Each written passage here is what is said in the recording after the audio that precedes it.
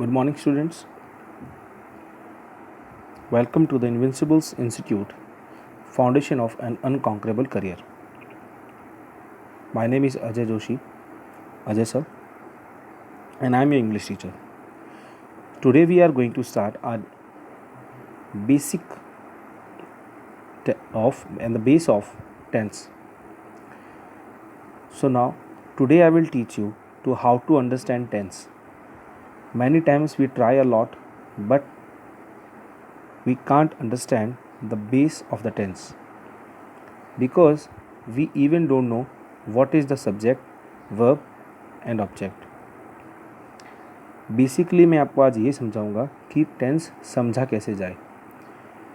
तो दोस्तों, आज टेंस को समझने के लिए सबसे इम्पॉर्टेंट जो बेस होता है वो ये होता है कि हमें पहले तो टेंस के जो पार्ट्स हैं उसको एलैबोरेटली और सेपरेटली समझना बहुत ज़रूरी है, क्योंकि हम टेंस को जब भी लिखते हैं एक फॉर्मेट में लिखते हैं, एक फॉर्मेशन में लिखते हैं, और उस फॉर्मेशन के एक एक पार्ट को जानना हमारे लिए बहुत ज़रूरी होता है। तो first is subject, verb and object. ये तीन बेसिक पार्ट हैं। We can say that these are the base of this tense chapter.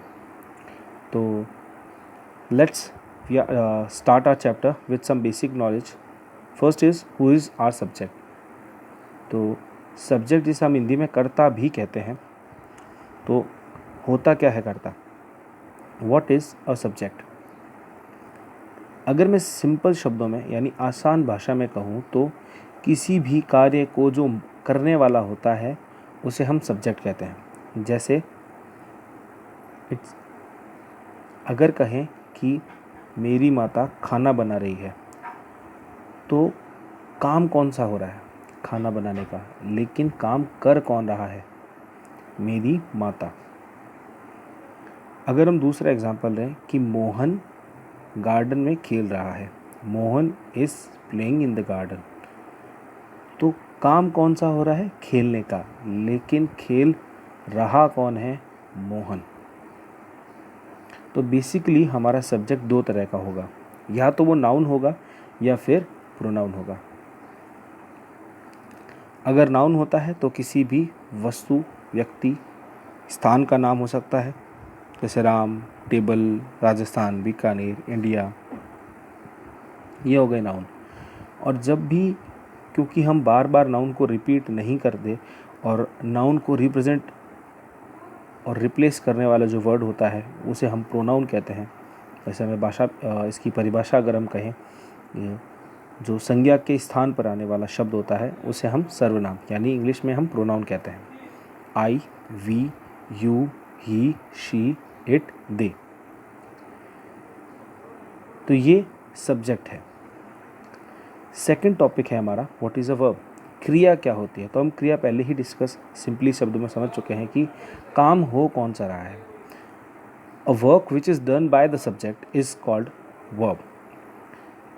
Simple example से समझते हैं। सीता इज़ वॉशिंग क्लॉथ्स, तो काम कौन सा हो रहा है? वॉशिंग का। देखिए, वॉशिंग में भी अलग अलग कुछ भी चीज़ हो, जैसे अभी यहाँ पे मैंने क्लॉथ्स डिफाइन कर रखा है, उसकी जगह पे कुछ भी हो सकता है बेसिकली। तो मेन क्रिया क्या है वो देखना है कि क्रिया यहाँ पर है वॉशिंग, धोना। लेकिन धो रहा कौन है? सीता। तो who is the subject in the sentence? Sita. और सीता इज़ डूइंग व्हाट? क्या कर रही है वो? तो सीता इज़ वॉशिंग क्लॉथ्स, वो वॉशिंग कर रही है। So what is an subject?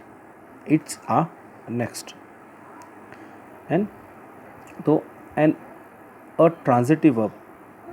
ध्यान रखें कि वर्ब में दो वर्ब होती हैं, एक होती है हेल्पिंग वर्ब, दूसरी होती है मेन वर्ब। मेन वर्ब में दो पार्ट होते हैं, एक होती है ट्रांजिटिव और एक होती है इंट्रांजिटिव। ये हम एलैबोरेटली सेकंड वीडियो में जब भी हम वर्ब चैप्टर को डिस्क्राइब करेंगे, मैं सभी टॉपिक्स को अलग अलग पार्ट्स में डिफाइन करूँगा ताकि आपको समझने में आसानी रहे। अ transitive verb always relates with two things. हमेशा ट्रांजिटिव वर्ब्स दो चीज़ों पे अपना इफेक्ट डालती है। एक डालती है सब्जेक्ट पे, दूसरा इफेक्ट होता है उसका ऑब्जेक्ट पे। जैसे हमने अभी पहला एग्जांपल हमारा पढ़ा था, सीता इज़ वॉशिंग क्लॉथ्स। तो इसमें सबसे पहले हमारे पास में वर्ब कौन सी है? तो वर्ब है हमारी वॉशिंग। तो पहले तो धो कौन रहा है, सीता धो रही है, तो वो हुआ हमारा सब्जेक्ट।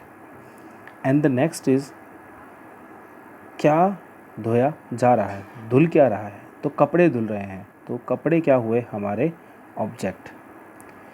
ऑब्जेक्ट का नॉलेज होना हमारे लिए active and passive voice topic के लिए बहुत इम्पोर्टेंट है। तो स्टूडेंट्स, आपको ये नॉलेज में होना चाहिए कि बेसिकली आप किसी भी टॉपिक को पढ़ रहे हो, आप उसको बेस से समझें, अच्छे से समझें, ताकि आप किसी भी टॉपिक में पीछे ना रहें।